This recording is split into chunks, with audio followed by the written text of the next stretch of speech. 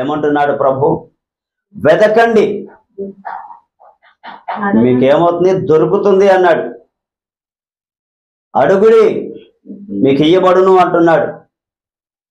తట్టండి, మీకు తెరవబడును అంటున్నాడు. ఏం అడగాలి? దేని గురించి మనం అడగాలి? హల్లెలూయా. ప్రభువు అడగండి అంటున్నప్పుడు ఏం అడగాలి మనం? ఇక్కడ కొన్ని మాటలు ఆయన సెలవిస్తూ ఉన్నాడు. ఏమని? 9వ వచనంలో మనం చూస్తే, మీలో ఏ మనుషుడైనను తన కుమారుడు తన్ను రొట్టెను అడిగిన ఎడల వానికి రాతినిచ్చునా? చేపను అడిగిన ఎడల పామునిచ్చునా అంటున్నాడు. అంటే ఏంటి? ఒక తండ్రికి ఉన్నటువంటి ఒక కుమారుడు తన తండ్రిని అడిగాడట, నాన్న ఆకలిగా ఉంది, నాకు ఒక రొట్టెనివ్వండి అని చెప్పారంటే తండ్రి ఏం చేస్తాడు? రొట్టెను, కుమారుడు అడిగిన రొట్టెను తీసుకొని వచ్చి కుమారుడికి ఇస్తాడు. తండ్రే తీసుకొని వచ్చి కుమారుడికి ఇస్తాడు, తినాలి కాబట్టి. తను అడిగినటువంటి కుమారుడు ఏ రొట్టెను అడిగాడో ఆ రొట్టెని ఇస్తాడు, అంటే ఆహారమును ఇస్తాడు. చేపను అడిగాడు కుమారుడు, మాంసాన్ని అడిగాడు. ఒక చేప కావాలి నాన్న అన్నాడు. చేప కావాలి అనగానే తండ్రి ఏమిచ్చాడు? పామునిచ్చాడా? హల్లెలూయా. తండ్రిని కుమారుడు అడిగాడు, నాన్న నాకు ఒక రొట్టె కావాలి, ఆహారం, ఆకలిగా ఉంది, నాకు తినడానికి రొట్టె కావాలని అడిగినప్పుడు తండ్రి రొట్టెనే ఇస్తాడు. తను అడుగుతున్నటువంటి రొట్టె కావచ్చు, ఆహారానికి అవసరమైనటువంటి పదార్థం కావచ్చు, ఏదైతే తన తండ్రిని అడుగుతాడో ఆ తండ్రి కుమారుడు అడిగినటువంటి రొట్టెని తీసుకొని వచ్చి ఇస్తాడు. అంతేగాని రాయినివ్వడు. రొట్టెనివ్వగానే తినరా అని చెప్పేసి ఒక రాయిని, ఆ పక్కన ఉన్నటువంటి రాయిని తీసుకొచ్చి తినబ్బాయి తిను, ఇదే నువ్వు అడిగినటువంటి రొట్టె అని చెప్పనివ్వడు. ఒకవేళ చేప కావాలి తినడానికి, ఆహారంగా ఒక చేపను కావాలని అడిగాడు. చేప కావాలి అన్నప్పుడు ఆయన ఏం తీసుకొచ్చాడు? పామును తెచ్చిచ్చాడా? పామును తెచ్చివ్వలేదు. హల్లెలూయా. ఈరోజు దేవుడు అంటున్నమాట, దేవుడు అడగండి. ఏం అడగాలి? ఒక తండ్రిని కుమారుడు ఎలాగైతే అడిగాడో ఆహారానికి కావలసిన వాటిని అడగండి. రొట్టెలు కావాలా? మాంసం కావాలా? అడగండి. ఎందుకో తెలుసా? భూమి మీద ఉన్నటువంటి మీ తండ్రులే తన కుమారుడు అడిగినటువంటి, మీరు అడిగినటువంటి మీ నాన్నగారు ఏది అడిగినా అదే తెచ్చిస్తాడే గాని మరొకటి తెచ్చివ్వడు. కాబట్టి మీరు అడుగు వాటిని, ఏదైతే అడగాలనుకుంటున్నారో వాటిని అడగండి, శ్రేష్టమైన వాటిని అడగండి. అంతేకాదు ప్రభు అంటున్నమాట, దేవుడు అంటున్నమాట, మీరు చెడ్డవారయ్యుండి మీ పిల్లలకు మంచి ఈవులనియ ఎరిగి ఉండి కూడా పరలోకమందున్న మీ తండ్రి తను అడుగు వారికి అంతకంటే ఎంతో నిశ్చయముగా మంచి ఈవులను ఇచ్చును. హల్లెలూయా. అంటే భూమి మీద తండ్రులు అనేవారు ఎవరైతే మా నాన్న మంచివాడని పిల్లలు మనం అడుగుతాం, కానీ తండ్రి దృష్టిలో అనగా దేవుని దృష్టిలో భూమి మీద ఉన్నటువంటి మనుషులు ఎవరు ఎలాంటి వారు అంటే చెడ్డవారని చెప్తుంది దేవుని వాక్యం. మీరు చెడ్డవారే, మీరు మంచివారు కాకపోవచ్చు, కానీ మీ పిల్లలు మిమ్మల్ని అడగగానే మీ స్వభావాన్ని పక్కన పెట్టి, మీకున్న చెడు ఆలోచన పక్కన పెట్టి, మీ ప్రవర్తన తీసి పక్కన పెట్టి మీ పిల్లలు ఏదైతే అడుగుతారో వాటినే కదా మీరు ఇస్తున్నారు అన్నట్టు. రొట్టెని అడగగానే రొట్టెనే ఇస్తారు, మీరు రాతినివ్వరు. నువ్వు చెడ్డవాడు అయి ఉండవచ్చు, నువ్వు మంచివాడి కాకపోయి ఉండవచ్చు, కానీ నీ కుమారుడు ఏదైతే అడిగాడో అదే ఇస్తావు, కానీ వేరే ఇంకేది ఇయ్యవు. రొట్టెని అడిగితే రాయి ఇవ్వవు. భూమి మీద నువ్వు చెడ్డవాడివి అన్నప్పుడు మనము ఎందుకు చెడ్డవారం, మేమేం చేసాం అని మనం ఆలోచించవచ్చు, కానీ భూమి మీద మన నోటి మాటలు మంచివి కాదు, మన చూపు మంచిది కాదు, మన ప్రవర్తన మంచిది కాదు. కాబట్టి దేవుని దృష్టిలో మనము ఎంతటి వారము అంటే మనము మంచివారము అని అనుకుంటాం, కానీ ప్రజల దృష్టిలో మనం మంచివారం అనుకుంటాం, కానీ దేవుని దృష్టిలో ఈ భూమి మీద ఎవ్వడు మంచివాడు కానే కాదు. ఎందుకండి అలాగంటున్నారు అంటే దేవుడు పరిశుద్ధుడు, దేవుడు మహాపరిశుద్ధుడు. ఆ పరిశుద్ధమైనటువంటి దేవుని దృష్టిలో భూమి మీద ఉన్న ఏ మానవుడు కూడా పరిశుద్ధుడు కానే కాదు.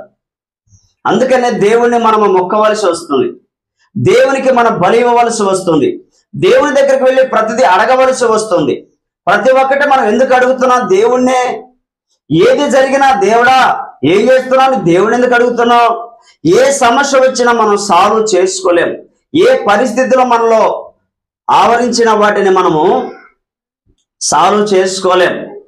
పరిస్థితులను సైతము మనము వాటిని సరిదిద్దుకోవాలని మనకు టైం పడుతుంది. కానీ దేవుని దృష్టికి ఎంత క్షణము. హల్లెలూయా. దేవుడికి ఇట్లాంటి శ్రమలు ఉండవు. మానవుల లాంటి శ్రమలు, మానవుల లాంటి పరిస్థితులు దేవునికి రావు. ఎందుకంటే సర్వ సృష్టికర్త ఆయన, భూమి మీద మనుషులు చేసింది ఆయన, ప్రకృతిని చేసింది ఆయన. ఈ కాల చక్రాలన్నీ కూడా ఆయన స్వాధీనములో ఉండి నడుస్తూ ఉన్నవి. మానవుడు చేసిన క్రియలకు తగిన ప్రతిఫలము దేవుడు వారికి ఇస్తూ ఉన్నాడు. కాబట్టి భూమి మీద మనుషులమైన మనము దేవుని ఎదుట ఎన్నటికీ మంచివారము కానే కాదు. మనకు మనం మంచివారం అంతే. ప్రజల దృష్టిలో మనం చేసే పన్ను బట్టి చాలా మంచోడు అంటారు అంతే. మనం ఎంత పని చేసినా దేవుని వాక్యం సెలవిస్తుంది.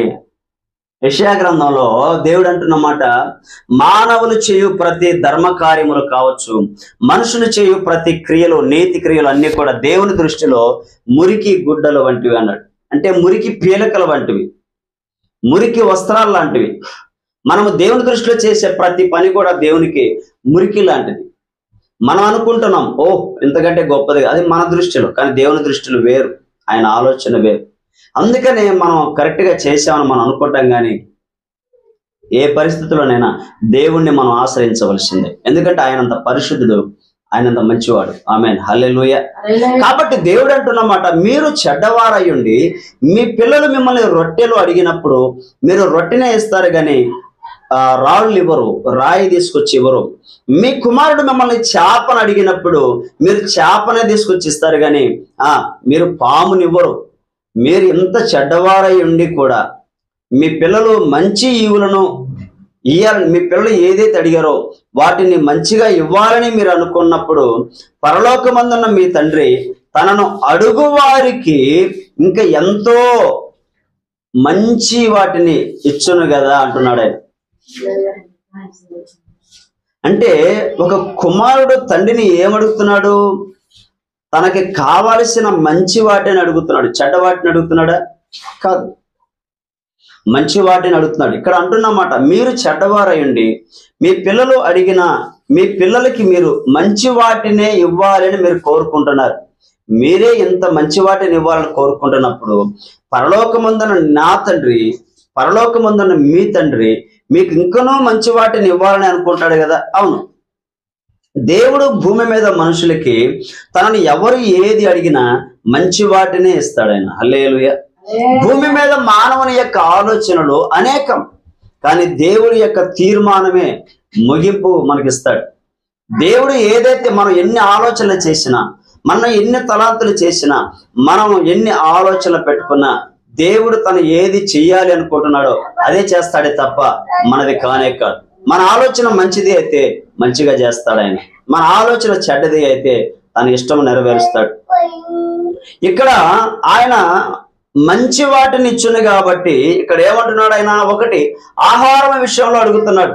అంటే పిల్లలు అడిగేటువంటివి ఏదైనా కానీ, పిల్లలు ఏది అడిగినా మంచి వాటిని ఇవ్వడానికి తల్లిదండ్రులు ఇష్టపడతారు. మరి అలాంటిది నన్ను మీరు అడిగితే నేను ఇవ్వనా అంటున్నాడు. భూమి మీద ఉన్నటువంటి మీ తండ్రులు ఏది అడిగినా మీకు మంచి వాటిని ఇస్తున్నప్పుడు పరలోకమందున్న మీ తండ్రి మీరు అడుగుడి. తండ్రిని పిల్లలు ఏలాగ అడుగుతున్నారు? ఏమడుగుతున్నారంటే ఆహారం అడుగుతున్నారు, మాంసమును అడుగుతున్నారు. భూమి మీద మానవుడు తినవలసిన వాటిని, భూమి మీద మానవుడికి కావలసిన ఆహారమైన వాటిని, భూమి మీద మానవుడికి కావలసిన అవసరతలను మన దేవుని దగ్గర అడిగినప్పుడు ఖచ్చితంగా ఇస్తాడు. ఇంతకంటే మంచి వాటిని ఇస్తాడని దేవుని వాక్యం సెలవిస్తుంది. అవును, మనుషులమైన మనం మన పిల్లలకు మంచి ఇవ్వాలని మంచి వాటినే ఇస్తాను.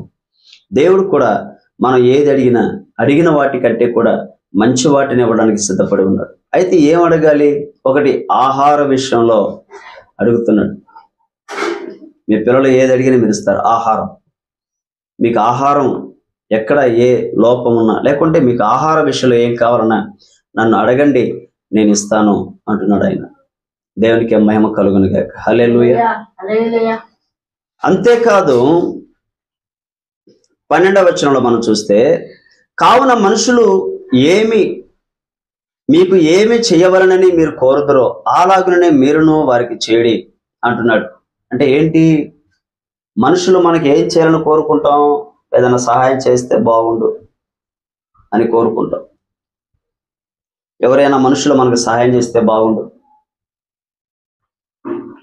ఆపద మనల్ని ఆదుకుంటే బాగుండు, ఏదైనా ఒక మాట సహాయం చేస్తే బాగుండు, మనకు తోడుగా ఉంటే బాగుండు అని మనం ఎన్నో అడుగుతాం, కోరుకుంటాం కూడా. అలాగనే మనుషులు మీకు ఏది చేయాలని మీరు కోరుకుంటారో మీరు కూడా ఎదుటి వారికి అలాగ చేయడానికి పూనుకోండి అంటున్నాడు. మీరు కూడా అలాగే చేయండి. ఎదుటివారు ఆపదలో ఉన్నా, ఎదుటివారు అవసరతలో ఉన్నా వారికి మీరు అలాగే చేయండి అంటున్నారు. అయితే ఇక్కడ మన మాట, అడుగుడి మీకు ఇయ్యబడును, వెదకండి మీకు దొరుకును, తట్టుడి మీకు తీయబడును, అడుగు ప్రతి వాడును పొందును, వెదుకువానికి దొరుకును, తట్టువానికి తీయబడును. హల్లెలూయా. దేవునికి మేము కలుగును గాక. ఇక్కడ ఒక వ్యాపారస్తుడు ఉన్నాడట. ఈ వ్యాపారస్తుడు ఏం వెతుకుతున్నాడంటే ముత్యములను కొనడానికి వెతుకుతున్నాడట. ముత్యము లేకపోతే ముత్యము. ముత్యాలు ఎలా దొరుకుతాయి? ముత్యాలు అవి సముద్రపు అడుగున అంచు భాగాల్లో ఉంటాయి. ఈ ముత్యాలు సముద్రపు అడుగున ఉండేటువంటి ఈ ముత్యములను ఇతను కొనాలి. ఎందుకంటే విలువైనవి అవి. ముత్యములు చాలా విలువైనవి. ఆ విలువైన ముత్యాలను కొనడానికి ఇతను వెతుకుతూ ఉన్నప్పుడు అది దొరికినదట. అది దొరికినప్పుడు అతను ఏం చేశాడు? తనకున్నదంతయు అమ్మి ఆ ముత్యమును కొనుక్కున్నాడట ఆయన. ఇక్కడ ఏం వెతికాడు? ముత్యాలను వెతికాడు. అక్కడ దేవుడు వెదకుడి, ఏం వెతకాలి? ముత్యమును పరలోక రాజ్యముతో పోల్చాడు ఈయన. లేకుంటే పరలోక రాజ్యమును ముత్యముతో పోల్చాడు దేవుడు. పరలోక రాజ్యమును ఒక ముత్యములను, మంచి ముత్యములను కొనవెదుకుచున్న వర్తకుని పోలి ఉన్నది, ఒక వ్యాపారస్తుని పోలి ఉన్నదట. మంచి ముత్యములను నీకు కావాలి అంటే వాటిని వెతుకుతున్నాడట ఈయన. అన్నా కదా, ఈరోజు సముద్రంలోకి వెళ్ళి ముత్యాలన్నీ ఎక్కడెక్కడున్నాయని చెప్పేసి వెతుకుతున్నారు. ముత్యాలు సామాన్యంగా దొరకవు, చాలా అరుదుగా దొరుకుతాయి. అవి ఎక్కడో సముద్రపు అడుగు భాగాల్లో ఉంటాయి. వాటిని కోసమని ప్రత్యేకంగా వెళ్ళి వాటి కోసం ప్రత్యేకంగా వెదకి వాటిని తెచ్చుకొని మార్కెట్లో అమ్మితే మంచి విలువ ఉంది, వాటి మంచి ధర పలుకుతుంది వాటికి. ఎందుకంటే ముత్యము ఎక్కడంటే అక్కడ దొరికే నార్మల్ ముత్యాలు అంటే కాదు, విలువైన ముత్యాలు ఉన్నాయి, మామూలు ముత్యాలు ఉన్నాయి. ఆ ముత్యాలు వేరు. ఏ ముత్యము? ఇది మంచి ముత్యము. ఇది ఎక్కడో కానీ దొరకని ఒక ముత్యం, విలువైన ముత్యం అన్నమాట. ఈరోజు మనము ఇక్కడ చెప్తున్న మాట, పరలోక రాజ్యమును మంచి ముత్యముతో పోల్చాడు. మంచి ముత్యము. పరలోక రాజ్యాన్ని వెతకాలి, పరలోక రాజ్యాన్ని వెతకాలి. పరలోక రాజ్యము ముత్యముతో సమానం. భూమి మీద ముత్యములను పరలోక రాజ్యమును ముత్యంతో పోల్చినప్పుడు దాన్ని వెతకాలి. పరలోక రాజ్యము చేరాలి అంటే నేను ఎలా చెప్పను? వెతకాలి. ఒక ముత్యానికి ఏ ఊర్లో దొరుకుతుంది, ఏ సముద్రంలో దొరుకుతుంది, లేకుంటే ఏ షాపులో దొరుకుతుంది, ఎక్కడ దొరుకుతుంది అని చెప్పని వెతకాలి అట. అంటే ఏంటి? పరలోక రాజ్యమును ముత్యంతో పోల్చాడు. ముత్యమును వెతికినట్లుగా పరలోక రాజ్యము గురించి మనం వెతకాలి.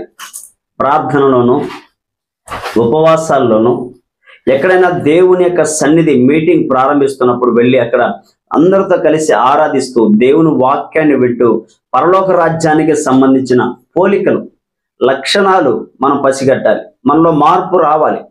ఈ ముత్యాన్ని వెతికి కనుగొని దాన్ని కొనుక్కున్నట్లుగా పరలోక రాజ్యం యొక్క మహిమను గురించి ప్రకటిస్తున్న ప్రతి చోట మనం వెళ్ళి దేవుని వాక్యాన్ని వింటూ మన జీవితాన్ని ధన్యం చేసుకోవాలి. హల్లెలూయా. పరలోక రాజ్యాన్ని సంపాదించుకోవాలి. అందుకే ప్రభు అంటున్న మాట ఏంటో తెలుసా? అదే మత్తయి సువార్త 6వ అధ్యాయంలో మనం చూస్తే అక్కడ ఆయన అంటున్న మాట, ఈ భూమి మీద ఏమి తిందుమా, ఏమి త్రాగుదుమా, ఏమి ధరించుకుందుమా అని మీరు చింతించవద్దు, అన్ని జనుల వల్ల మీరు చింతించవద్దు అంటున్నాడు. అన్ని జనులు ఏం చేస్తారట? వాటి గురించి చింతిస్తారట. అందుకే అంటున్నమాట మత్తయి సువార్త 6వ అధ్యాయంలో 25వ వచనాన్ని మనం చూస్తే, అందువలన నేను మీతో చెప్పునేదేమనగా, ఏమి తిందుమో ఏమి త్రాగుదుమో అని మీ ప్రాణమును గూర్చేయనను, ఏమి ధరించుకుందుమో అని మీ దేహమును గూర్చేయనను చింతింపకుడి.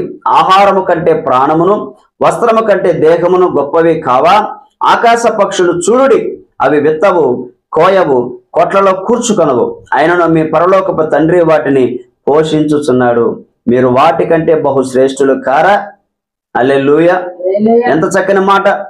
మీలో ఎవడు చింతించడం వలన తన ఎత్తు మూరడెక్కువ చేసుకొనగలడు? వస్త్రమును గూర్చి మీరు చింతింపనేలా? అడవి పువ్వులు ఎలా ఎదుగుచున్నవో ఆలోచించుడి, అవి కష్టపడవు, వడకవు, ఆయనను తన సమస్త వైభవముతో కూడిన సొలొమోను సైతము వీటిలో ఒక దాని వలన అలంకరింపబడలేదు. హల్లెలూయా! అంటే దేవుడు ఏమంటున్నాడు ఇక్కడ? ఏమంటున్నాడంటే 31వ వచనంలో, ఏమి తిందమో ఏమి త్రాగుదమో ఏమి ధరించుకుందామో అని చింతింపకుడి, అన్ని జనులు వీటన్నిటి విషయమై విచారిద్దురు. ఇవన్నీ మీకు కావాలనని మీ పరలోకపు తండ్రికి తెలియను. కాబట్టి మీరు ఆయన రాజ్యముని నీతిని మొదట వెదకుడి, అప్పుడు అవన్నీ మీకు అనుగ్రహింపబడును. హల్లెలూయా! ఇక్కడ వెదకండి. ఏం వెదకాలి? ఆయన నీతిని, ఆయన రాజ్యాన్ని వెదకాలి. పరలోక రాజ్యమును ముత్యముతో ఎందుకు పోల్చాడు అంటే, అది దొరికేది కాదు. మంచి ముత్యముతో పోల్చాడు. అది మనిషి చెప్పగానే దొరికేది కాదు. వ్యాపారం చెప్తే వచ్చేది కాదు. ఆచరణ పాటిస్తే వచ్చేది కాదు. దాన్ని వెదకాలి. భూమి మీద మనుషులు ఏం వెతుకుతున్నారంటే, రేపటి కోసం తినటానికి, ధరించుకోవడానికి, జీవించడానికి పోరాడుతున్నారు, పసిగడుతున్నారు. వాటి కోసమని కష్టపడుతున్నారు. కానీ ప్రభు అంటున్నాడు, మొదట నీతిని, రాజ్యాన్ని వెతకండి అన్నాడు ఆయన. హల్లెలూయా! నీతిని, ఆయన దేవుని నీతిని వెతకాలి భూమి మీద. దేవుని రాజ్యాన్ని వెతకాలి భూమి మీద ఉండగానే. మీరు అడుగుడి మీకు దొరుకును అన్నాడు 7వ అధ్యాయం 7వ వచనంలో. మత్తయి సువార్త 7వ అధ్యాయము 7వ వచనంలో, మీరు అడుగుడి, అడగండి మీకు ఇవ్వబడును. అడిగితే కదా. ఆహారం విషయంలో జస్ట్ అడగండి, అన్ని జనుల వల్ల చింతించొద్దు.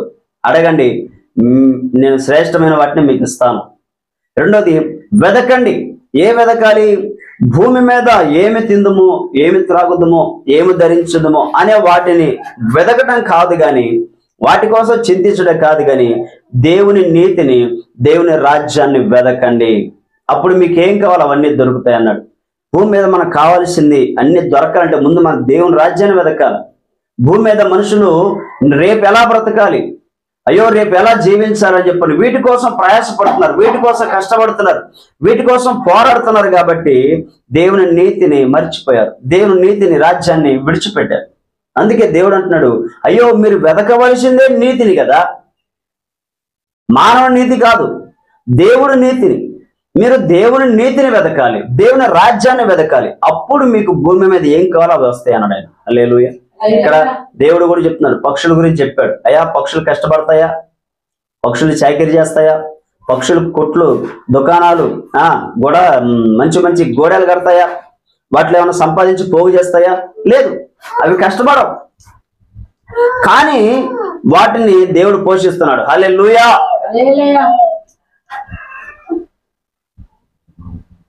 దేవుడు చెప్తున్నమాట, ఒక పువ్వుని ఎంత చక్కగా అలంకరించాడు. వాటికి కావలసిన ఆకులను, కొమ్మలను, వాటికి కావలసిన అందాన్ని, వాటికి కావలసిన రంగులను, వాటికి కావలసినటువంటి సూర్యరశ్మిని, నీటిని, కావలసిన బలమును, సమస్తమును దేవుడు ఒక పువ్వుకి ఇచ్చాడు. ఒక పువ్వుకి, ఒక చెట్టుకి ఇచ్చినటువంటి శ్రేష్టమైన అందము, శ్రేష్టమైనటువంటిది ఎవరికి లేదట? సొలొమోను అనే రాజుకు లేదట. ఒక పువ్వుకి ఇచ్చిన వైభవము, కాపుదల, ఒక పువ్వుకి ఇచ్చినటువంటి శ్రేష్టమైనటువంటి అందము, చక్కదనము, పోషణ ఎవరికి లేదు? సొలొమోనుకు కూడా లేదు. హల్లెలూయా! సొలొమోనుకు కూడా లేదు. ఆయన ఒక రాజు. సొలొమోన్నే ఎందుకన్నాడంటే, సొలొమోను రాజు. అంతకు ముందున్న రాజుల కంటే ఈ సొలొమోను శ్రేష్టమైన వాడు, చాలా జ్ఞానవంతుడు. అతను చక్కని భవనాలు కట్టించుకున్నాడు, చక్కని పనివారు ఉన్నారు, చక్కని ఆహారం ఉంది. 1000 మంది, 700 మంది భార్యలు, 300 మంది ఉపపత్నులు ఉన్నారు. 1000 మందిని తను చేసుకున్నటువంటి, వివాహం చేసి భార్యలు కలిగిన వాడు తను. చక్కని జ్ఞానం కలిగిన వాడు. వస్త్రాలు శ్రేష్టమైన, అతని జ్ఞానంలో వస్త్రాలకి కొదవలేదు, తిండికి కొదవలేదు, అందానికి చందానికి కొదవలేదు. అతనికి ఏమి కొదవలేనటువంటి వాడు, అన్నీ సంపాదించుకున్నవాడు.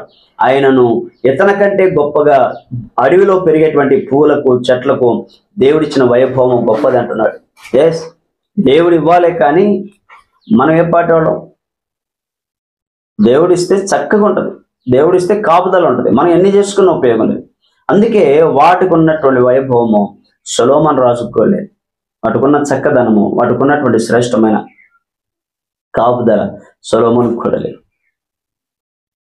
అందుకనే ప్రభు అంటాడు, ముందు దేవుని నీతిని వెదకండి, దేవుని రాజ్యాన్ని వెదకండి, అడుగుడి మీకు ఇవ్వబడును. ఏం అడగాలి? భూమి మీద మీకు కావలసిన వాటిని, మంచి వాటిని అడగండి, దేవుడు ఇస్తాడు. వాటి కోసం చింతించొద్దు అంటున్నాడు ఆయన. రెండవది వెదకండి. ఏం వెదకాలి? దేవుని నీతిని, దేవుని రాజ్యాన్ని వెదకాలి. ఎందుకు? ఆ దేవుని నీతి, దేవుని రాజ్యము మనల్ని పరలోక రాజ్యానికి చేర్చేది, దేవుని దగ్గరికి చేర్చేది. అది శాశ్వత కాలము మన దేవునితో ఉండేలాగా చేసేది. యుగ యుగములు అనగా లెక్కింపలేని ఇన్ని సంవత్సరాలు అని భూమి మీద మనకు ఆయుష్ ఉంది, కానీ పరలోక రాజ్యములోకి వెళ్ళిన తర్వాత ఇన్ని సంవత్సరాలు ఆ ఆయుష్ కాలం లేదు. ఇన్ని సంవత్సరాలే మనం అక్కడ ఉండేది, తర్వాత మళ్ళీ తిరిగి రావాల్సిందే ఇంకొక చోటకి అనేది లేదు. యుగ యుగములు దేవునితోనే జీవిస్తాం. హల్లెలూయా. అందుకే దేవుడు మరణము లేని, సావు లేని, నరకము లేని, బాధలు లేని, కన్నీరు లేని, వేదన లేని ఒక పోరాటం, వ్యర్థమైన వాటి కోసం పడేటువంటి పోరాటం లేని ఒక శ్రేష్టమైన రాజ్యం కోసం వెతకమన్నాడు ఆయన. హల్లెలూయా. భూమి మీద బాధలు ఉన్నాయి, భూమి మీద అప్పులు ఉన్నాయి, భూమి మీద రోగాలు ఉన్నాయి, భూమి మీద పాపం ఉంది, భూమి మీద పరిశుద్ధత లేదు, భూమి మీద దేవుని యొక్క సంచారం ఉన్నా ఎవరు కూడా దేవుని చూడలేని స్థితి, ఎవరు కూడా దేవుని దగ్గరికి వెళ్ళి దేవునితో మాట్లాడలేని పరిస్థితి. ఈ భూమి మీద దేవుడు ఉన్నాడనే కానీ ఎవరు కూడా తనని గ్రహించలేని పరిస్థితి. ఈ భూమి మీద మట్టి శరీరం కోసం ప్రయాసపడేవారే కానీ దేవునితో మాట్లాడదాం, దేవుణ్ణి చూద్దాం అని చెప్పేసి ఆలోచన లేని పరిస్థితులు. కాబట్టి దేవుడు ఆయన నీతిని, ఆయన రాజ్యాన్ని వెదకమన్నాడు. భూమి మీద ఆయన నీతిని, ఆయన రాజ్యాన్ని మనం వెదకాలి. హల్లెలూయా. ఆయన నీతి, ఆయన రాజ్యమే మనల్ని ఖచ్చితంగా ఆయన సన్నిధిలో చేర్చగలదు. అందుకే ప్రభు అంటున్నాడు, ఆయన నీతిని, ఆయన రాజ్యాన్ని వెదకండి, తట్టుడి మీకు తెరవబడును అన్నాడు ఆయన. హల్లెలూయా. ఏం చేయమన్నాడు? తట్టండి. ఏం తట్టాలి? ఒక స్నేహితుడి గురించి ఇక్కడ చెప్తా ఉన్నాడు దేవుడు. ఒక స్నేహితుడు చక్కగా భోంచేసి పడుకొని నిద్రపోయాడు. పడుకొని నిద్రపోయిన తర్వాత అర్ధరాత్రి కాల సమయంలో తన స్నేహితుడు ఊరు ప్రయాణం చేస్తూ అలాగే తన ఇంటికి వచ్చాడు. బాగా చీకటి పడిపోయింది, ప్రయాణం చేయలేని పరిస్థితి. తన ఇంటికి వచ్చాడు. తన ఇంటికి వచ్చి, స్నేహితుడా, నేను మీకు దూర బంధువుని, నీకు మిత్రుడను, మరి రాత్రికాల సమయంలో ప్రయాణం చేయలేకపోతున్నాను, మరి నాకు ఈరోజు స్వెటర్ ఇవ్వు, ఈ రోజు రాత్రి అంతా నేను పడుకొని ఉదయం లేచి వెళతాను అని చెప్పంటే సరైన చక్కగా తన బంధువుని ఇంట్లో చేర్చుకున్నాడు. వాళ్ళు ఆకలితో ఉన్నారు, ప్రయాణం చేస్తూ వచ్చారు కాబట్టి ఆకలితో ఉన్నారు. ఆకలితో ఉన్నప్పుడు వాళ్ళు తినడానికి ఏమైనా కలదని అడిగితే, అయ్యో ఉన్నదంతా మేము తిని చక్కగా పడుకున్నాము, మీరు వస్తారన్న సంగతి మాకు తెలియదు కదా, కాబట్టి మీరు ఉండండి, మీకు ఏదో ఒకటి సిద్ధపరుస్తారని చెప్పేసి అని తన పక్కింటికి వెళ్ళి, తన స్నేహితుడి దగ్గరికి వెళ్ళి ఆ రాత్రికాల సమయంలో తలుపు తట్టాడు. అర్ధరాత్రి కాల సమయంలో తలుపు తట్టి వాళ్ళు లేపి అతన్ని, ఏంటబ్బా ఎలా వచ్చావంటే, మా ఇంటికి బంధువులు వచ్చారు, వారికి తినడానికి ఏమీ లేదు, నీ దగ్గర ఏమైనా రొట్టెలు కానీ, నీ దగ్గర ఏమైనా ఆహారం ఉంటే ఇస్తావా, మరి వాళ్ళకి భోజనం పెడతాను అని చెప్పానంటే, సరే ఉన్నాయి కానీ పిల్లలు నిద్రపోతా ఉన్నారు, నువ్వు కంగారు పెట్టమాక అని చెప్పేసి అని తలుపు వేసుకొని మళ్ళీ అతను పడుకున్నాడట. అంటే తన పిల్లల డిస్టర్బెన్స్ అవుతున్నారు. నిద్రపోతున్నటువంటి నా పిల్లల్ని నీవు నేను డిస్టర్బెన్స్ చేయటం ఎందుకు? రాత్రికాల సమయంలో ఉన్న వాటిని వెతకాలి.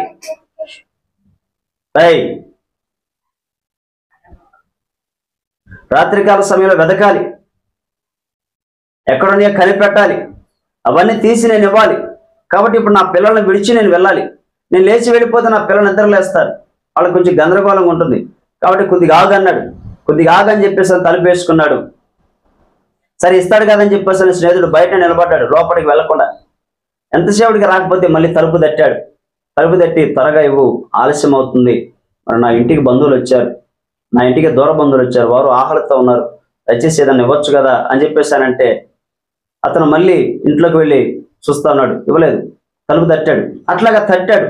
ఆ స్నేహితుడు తన రొట్టెలను, తనకు కావలసిన ఆహారాన్ని తీసుకునేంత వరకు, ఆ తలుపును ఆ స్నేహితుడు ఇచ్చేంత వరకు ఆ తలుపు తట్టి తట్టి తట్టి ఆ ఆహారాన్ని తీసుకొని తన ఇంట ఉన్న బంధువులకి ఇచ్చేసాడు ఆయన. హల్లెలూయా. ఇక్కడ దేవుడు అక్కడ ఏమంటున్నాడు, ఒక స్నేహితుని ఇంటికి వచ్చిన బంధువుల యొక్క అవసరతను తీర్చడానికి, తన ఇంటికి వచ్చినటువంటి అతిథుల యొక్క అవసరతను తీర్చడానికి మరి తన దగ్గర ఏమీ లేకున్నా అవతల ఉన్న తన స్నేహితుల దగ్గరికి వెళ్ళి తన తలుపును తట్టి అతని దగ్గర ఉన్నటువంటి ఆహారాన్ని తీసుకుని వచ్చి తన బంధువుల అవసరతను తీర్చాడు. అంటే తట్టగా తన స్నేహితుడు ఆలస్యం చేశాడు, అడిగిన వెంటనే ఇవ్వలేదు, కొంత ఆలస్యం చేశాడు. కాబట్టి ఆలస్యము చేసినను అతను తడుతూనే ఉన్నాడు ఇచ్చేంత వరకు. అలాగుననే మీరు కూడా దేవుడు మీకు ఇచ్చేంత వరకు తట్టండి అంటే అడగండి, తట్టుడి మీకు తెరవబడును. హల్లెలూయా. అంటే కొంతమంది ఒకసారి అడగంగానే వెంటనే ఇచ్చేయాలి అనుకుంటారు, వెంటనే ఇవ్వడు. దేవుడు ఏమి ఇవ్వాలనుకున్నాడు, చాలా మంచి వాటిని ఇవ్వాలనుకుంటున్నాడు, శ్రేష్టమైన వాటిని ఇవ్వాలి అనుకుంటున్నాడు. ఇవ్వాలి అనుకుంటున్నప్పుడు సమయాన్ని బట్టి ఇస్తాడు. అప్పటి వరకు మనం ఏం చేయాలంటే తట్టాలి. దేవుడా అర్ధరాత్రి వేళ లేచి, మనమే ఈరోజు అర్ధరాత్రి లేచే రోజులు ఉన్నాయా? పగులంతా శారీరక కష్టపడి పనిచేస్తున్నామే, రాత్రుల పూట లెగిసి దేవుడి దగ్గర కూర్చొని మోకాళ్ళు వేసి అడిగే రోజులు ఉన్నాయా? ఏ రోజు లేవు. ఏ రోజు దేవుడు అడిగిన వాటిని ఇవ్వట్లేదు అంటున్నారే, కానీ మరి మనకు ప్రత్యేకముగా శ్రద్ధ తీసుకుని అడిగేవాళ్ళు ఎవరున్నారు చెప్పు? దేవుని తప్పు కాదు కదా. దేవుడు అంటున్నాడు, అడగండి నేను మీకు ఇస్తాను, వెతకండి దొరుకుతుంది, ఖచ్చితంగా దొరుకుతుంది, లేక దొరుకుతాను, తట్టుడి మీకు తెరవబడును, ఖచ్చితంగా మీకు ఇవ్వబడుతుంది అని చెప్పని దేవుడే చెప్తుంటే మనుషులమైన మనమేమో ముప్పొద్దుల తినటం, మన పని మనం చేసుకోవటం, ఏదో ఒక మొక్కలు అడగటం, ఎవరేదో చెప్పని ఆయన సనగటం. ఈరోజు ఇది క్రైస్తవ జీవితం, ఈరోజు ఇది ఆత్మీయుడని చెప్పుకునేవారి జీవితం. వీడికి ఏమి ఇవ్వకపోవటానా తన ఎదుటి వారిని అవమానపరిచే వాళ్ళు ఎక్కువయ్యారు, తన తోటి వారిని నిందించేవారు ఎక్కువయ్యారు. తమకున్న దాన్ని బట్టి మాకు దేవుడు ఇది ఇచ్చాడని చెప్పేసి ఉన్నదంతా గర్విస్తూ వారి స్థాయిలో లేరని చెప్పేసి చాలా మందిని దూషించే వాళ్ళు ఎక్కువయ్యారు. అది కాదు, ఈరోజు దేవుడు ఇచ్చేంత వరకు కూడా మనం తట్టాలి, అర్ధరాత్రి పూట లేవాలి. ఈరోజు రాత్రులు జాగారాలు చేసి దేవునితో ప్రార్థన చేసేవారి కంటే కూడా సెల్ ఫోన్లతో సమయాన్ని గడిపేవాళ్ళు ఎక్కువైపోయారు. రాత్రి మొదలుకొని తెల్లారు 4 దాకా 3 దాకా సెల్ ఫోన్లు చూసి నిద్రపోయి ఎప్పటికో 7 గంటలకి 8 గంటలకి లెగిసి పెద్ద ఏదో మేము చాలా పని చేసామన్నట్లుగా ఫీల్ అయిపోయేవాళ్ళు ఎక్కువైపోయారు. భక్తులు కాదు వీళ్ళు, భక్తిహీనమైన క్రియలు చేస్తూ ఉన్నారు, సమస్యను కొని తెచ్చుకుంటున్నారు.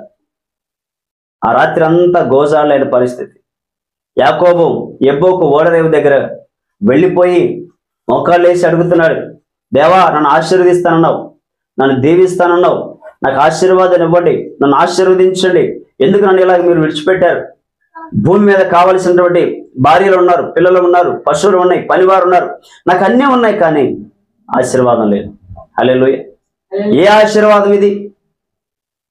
ఇది తను సంపాదించుకున్నట్లుగా కనబడుతుంది, కానీ ఇది తను సంపాదించుకుంది, ఇది ఆశీర్వాదమే అన్నట్లుగా ఉంది, కానీ అదే తన ప్రాణాన్ని కూడా కాపాడలేకపోతుంది, తనకి ఆనందాన్ని ఇవ్వలేకపోతుంది, తను దేవునితో సహవాసం లేనటువంటి పరిస్థితులు, ఆ సంతోషం లేక, ఆ కాపుదల లేక, ఆ ధైర్యం లేక, అయ్యో ఇవన్నీ ఉన్నా నాకు ఉపయోగం లేదు కదా, నా ప్రాణమునకు సంతోషం లేదు కదా, ఎందుకు ఇవన్నీ అని చెప్పేసి అని రాత్రి దేవుడి దగ్గరికి వెళ్ళి ఓడ రేవు దగ్గర ఉండి రాత్రంతా గోజాడుతున్నాడట, నన్ను ఆశీర్వదించు, నన్ను ఆశీర్వదించు. దేవుడు రాత్రికాల సమయంలో వచ్చి తనతో తనకు కావలసిన ఆశీర్వాదాన్ని ఇచ్చి వెళ్ళిపోయాడు. హల్లెలూయా. ఈ రోజు కూడా ఆశీర్వాదాన్ని పొందుతున్నటువంటి ఆ జనాంగం భూమి మీద ఉంది. వారికి ఉన్నటువంటి దేవుని శ్రేష్టమైనటువంటి గొప్ప జ్ఞానము, శ్రేష్టమైన కాపుదల ఇంకెవరికి ఉంది? ఇశ్రాయేలుకు ఉన్నటువంటి కాపుదల ఇంకెవరికి ఉంది? ఎందుకంటే వాళ్ళు పోరాడేవారు. ఇశ్రాయేలు ప్రజలు అంటేనే పోరాడేవారు. ఏదైనా సరే దేవుని దగ్గర పోరాడి అంటే ప్రార్థన చేసి వాళ్ళు సంపాదించుకునేవారు. ఈ రోజు దేవుడు అడుగుతున్నాడు, తట్టండి. రాత్రికాల సమయంలో ఏదేదో పని పాటలు పెట్టుకొని మీరు వేకువనే లెగిసి రాత్రి అంతా బాగా చీకటి పడేంత వరకు సంపాదించుకొని కష్టపడి పనిచేసి ఆ సంపాదించిన దాన్ని తెచ్చుకొని తింటున్నారు, మంచిదే, కానీ అది వ్యర్థము అంటున్నాడు, చాలా వ్యర్థము అంటున్నాడు. దేవునితో సమయాన్ని గడపడానికి కూడా లేనటువంటి నీ పని, నీ సంపాదన అది వ్యర్థం. దేవుడు వ్యర్థం అంటే రాత్రి అంతా కష్టపడి సంపాదిస్తే ఆ సంపాదన వ్యర్థం అంటలా, నువ్వు చేసే పని వ్యర్థం. దేవునికి సమయం లేకుండా, దేవునితో ప్రార్థనా జీవితం లేకుండా, దేవుని వాక్యము లేకుండా, వాక్యానికి సమయం లేకుండా నువ్వు దినమెల్లా కష్టపడి పని చేస్తున్నావే అది వ్యర్థం అన్నాడు. నువ్వు ప్రార్థన చేసుకో, వాక్యం చదువు, నువ్వు కష్టపడి పని చేయి, అది ఫలితము దీవించబడుతుంది, ఆశీర్వదించబడుతుంది. కానీ ఈరోజు ఎలా ఉన్నారు? వేకువనే లెగుస్తున్నారు, పనికి వెళ్తున్నారు, కష్టపడుతున్నారు, సంపాదిస్తున్నారు, అదే తింటున్నారు, అదే మిగుల్చుకున్నారు. కానీ దేవుడు దాన్ని వ్యర్థము అంటున్నాడు. ఎందుకు? దివారాత్రం కష్టపడి దేవుడి దగ్గర కూర్చొని ప్రార్థన చేసి పొందుకున్న ఆ ఆశీర్వాదం ఈరోజు ప్రపంచం మొత్తానికి ఒక దీవెనకరంగా ఉంది. ఈరోజు ప్రపంచాన్ని ఆశ్చర్యపరుస్తున్నది. అటువంటి ప్రార్థన జీవితం కావాలి. అటువంటి అర్ధరాత్రి పూట దేవునితో సమయాన్ని గడపగలిగిన జీవితం కావాలి. కానీ ఈరోజు ఆ జీవితానికంటే కూడా కష్టపడి పని చేయండి దేవుడు ఇవ్వడుగా.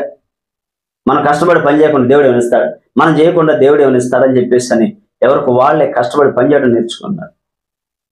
దేవుడు చెప్పిన దాన్ని విడిచిపెట్టి సొంత ఆలోచన, సొంత ప్రయత్నాలతో దారి తీస్తున్నారు. మనం కష్టపడింది దేవుడు ఇవ్వడండి. గాలిలో దీపం పెట్టి దేవుడు నువ్వే దిక్కు అంటే దేవుడు ఇవ్వాలే కానీ గాలిలో దీపం కాదు. నువ్వు నిలబడ్డా కూడా అది ఏవి కాదు. హల్లెలూయా. గాలిలో దీపం కాదు, ఒకటి కాదు, ఎన్నైనా పెట్టు, దేవుడు నిలబెడతాడు. నువ్వు చేయవలసిన తీరులో ఆయన్ని ఆశీర్వదించమని అడిగితే నువ్వు ఎన్ని దీపాలు పెట్టినా ఆయన ఆర్పకుండా ఆపుతాడంతే. దేవుడు తెరిచిన తలుపులను మోయగలవాడెవడు? దేవుడు తలుపులు వేస్తే వాటిని తెరవగలవాడెవడు? దేవునికి సమస్తము సాధ్యమే అన్నాడు. అసాధ్యం అన్నది ఏమీ లేదన్నాడు. దేవునికే సాధ్యం, మనకు అసాధ్యం. కాబట్టి మనం మాట్లాడుకునే మాటలే కానీ దేవుడు చెప్పిన మాటలు కాదు. దేవుడు చెప్పినవి చేస్తే అన్నీ జరుగుతాయి. అందుకే తట్టండి అంటే ప్రతి విషయం ఏదైతే మీరు అడిగారో దానిని మళ్ళీ అడగండి, దానిని మళ్ళీ అడగండి, ఇచ్చేంత వరకు అడగండి. హల్లెలూయా. అడుగుడి మీకు ఇవ్వబడును. నువ్వు ఏదైనా అడుగు. ఆహార విషయంలో కావాలా అడుగు, ఆరోగ్య విషయంలో కావాలా అడుగు, శ్రేష్టమైన బంగారు భవిష్యత్తు కోసం అడుగు, మంచివి కావాలా అడుగు, దేవుణ్ణి అడుగు, ఖచ్చితంగా ఇస్తాడు. వెతుకు. ఏం వెతకాలి? ఆయన నీతిని, ఆయన రాజ్యాన్ని వెతకాలి. ఆయన నీతిని, ఆయన రాజ్యాన్ని వెతికితే సమస్తము అన్నిటినీ ఆయన మనకు ఇవ్వగలిగిన దేవుడు. తర్వాత తట్టుడి మీకు తెరవబడును. ఏం తట్టాలి? ప్రభు దగ్గర రాత్రిపూట కూర్చొని, ప్రభు నేను అడిగిన దాని విషయంలో ఏం చేశావు? అయ్యా నాకు మేలు చేయండి, నాకు అవసరతను తీర్చండి, నాకు అక్రతను తీర్చండి, నాకు సహాయం చేయండి, లేదా నాకు దీవించండి. నాకు దీవించేంత వరకు నేను విడిచిపెట్టండి. తట్టండి, ప్రార్థనలో తట్టండి, నమ్మకంగా తట్టండి. మనం ఎంత నమ్మకంగా తడతామో, లేకుంటే అడుగుతామో, ప్రయాసపడతామో అది ఖచ్చితంగా దీవించబడుతుంది. ఆమేన్. హల్లెలూయా. ఈరోజు దేవుడు మంచి వాటిని ఇవ్వటానికి సిద్ధపడిన దేవుడు, మంచి వాటిని ఇవ్వటానికి దేవుడు మన మధ్యకు వచ్చిన దేవుడు. ఆయన అంటున్నాడు, చెడ్డవారైన మీ తండ్రులు, చెడ్డవారైనటువంటి మీరే మీ పిల్లలు అడిగిన వాటిని ఇవ్వడానికి మీరు ఏ మాత్రం సంకోచించడం లేదు. మీరు చెడ్డవారు అయ్యుండి కూడా మంచి వాటిని ఇవ్వడానికి ఇష్టపడ్డారు. మరి మీ పరలోకపు తండ్రి, మీరు చెడ్డవారైనా మంచివి ఇస్తే మీ పరలోకపు తండ్రి అంతకంటే మంచివాడు కాదా? అంతకంటే గొప్పవాడు కాదా? మరి ఆయన మంచి వాటిని ఇవ్వడా? యోగ్యమైన వాటిని ఇవ్వడా? నువ్వు అడిగిన దానికంటే గొప్ప వాటిని ఇవ్వడా అని ఇక్కడ దేవుడే మనం ప్రశ్నిస్తున్నాడు. ఈరోజు భూమి మీద మనం ఆయన నమ్ముకున్నాం, ఆయన ఆరాధిస్తా ఉన్నాం. ఈరోజు ఒకటి పోయింది ప్రభా, ఇదిగో మాకు పరిస్థితులు మారిపోయినాయి, వీటి విషయంలో మాకు మేలు చేయండి ప్రభా అని మనం అడిగితే ఖచ్చితంగా మంచిదాన్ని ఇవ్వబోతున్నాడు ఆయన. హల్లెలూయా. మంచి వాటిని ఇవ్వబోతున్నాడు. ఈ రోజు దేవుడి సన్నిధిలో ఆరాధించుకోవడానికి ఒక ప్రత్యేకమైన స్థలంలో ఈరోజు మనకి లేదు. ఇవ్వబడినటువంటి నిన్నటి వరకు చేసిన ఆరాధన చేసిన స్థలం ఈరోజు లేదు మనకి. ఈరోజు వేరొక ఇంట్లో ఆరాధన చేయవలసి వస్తుంది. సమయం ఎంతో వేస్ట్ అవుతుంది. ఎవరు కూడా ఇక్కడికి రావడానికి పరిస్థితులు అంత మంచిగా లేని పరిస్థితి. ఈ ప్రాంతంలో ఎంత అద్భుతమైనటువంటి స్తుతి ఆరాధన జరిగిన, సువార్త అందిన, కనీసం గ్రహించలేని పరిస్థితులు కొందరు ఉండిపోయారు. కానీ ఈ క్షణంలో కూడా మనం అడగాలి. అందుకే కీర్తనకారుడు 2వ కీర్తన అంటాడు, అడుగుడి నీకు జనాంగాన్ని సొత్తుగా ఇస్తా అంటున్నాడు దేవుడు. అడుగుదాం. ఈ ప్రాంతంలో దేవుడు మనకి ఇవ్వబోతున్న కొన్ని వేల ఆత్మలు. ఆమేన్. హల్లెలూయా. ఆ దేవుడు ఇచ్చేటువంటి శ్రేష్టమైన ఆత్మని ఈరోజు వాళ్ళు దీవించబడబోతున్న ఆత్మ, పరలోక రాజ్యం కొరకు సిద్ధపడబోతున్న ఆత్మలు ఉన్నాయి ఈ ప్రాంతంలో. అంతేకాదు ఒక శ్రేష్టమైన స్థలాన్ని కూడా దేవుడు మనకి ఇవ్వబోతున్నాడు, ఒక మందిరాన్ని ఇవ్వబోతున్నాడు, శ్రేష్టమైన కార్యాన్ని మన పట్ల చేయబోతున్నాడు దేవుడు. ఆమేన్, హల్లెలూయా. ఈరోజు శ్రేష్టమైన వాటిని అడుగుదాం, అది దేవుడు ఇచ్చేంత వరకు మనం వెతుకుదాం. దేవుడి సన్నిధిలో సమస్తాన్ని మనం తట్టి పొందుకుందాం.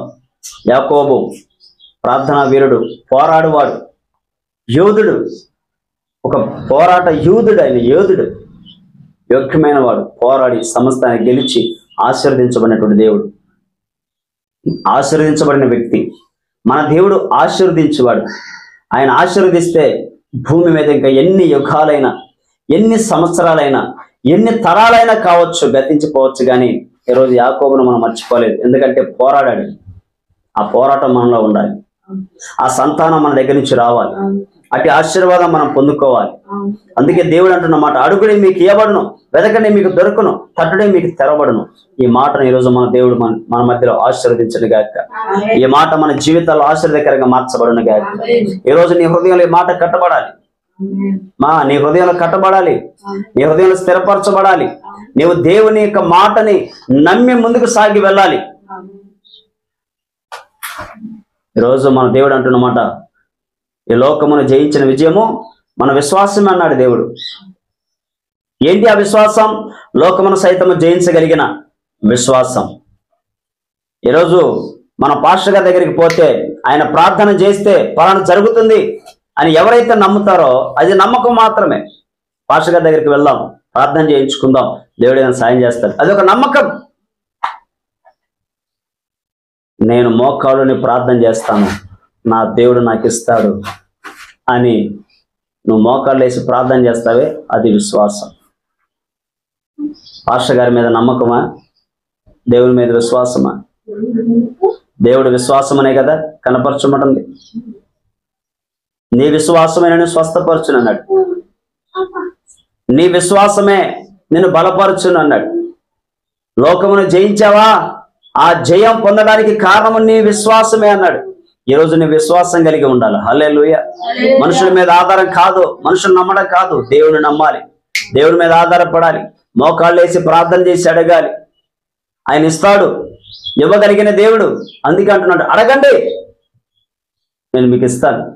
మీరు చెడ్డవారయ్యుండి మీ పిల్లలకు మంచి వాటిని ఇస్తున్నప్పుడు పరలోకమందున తండ్రి పరిశుద్ధుడును, రోషము కలిగిన వాడును, సమస్తమును చేసిన వాడును, ఆయన అడిగినప్పుడు ఆయన ఇవ్వడా? ఇస్తాడు. ఇస్తా నేను అంటున్నాడు ఆయన. మీరు అడగండి నేను ఇస్తాను,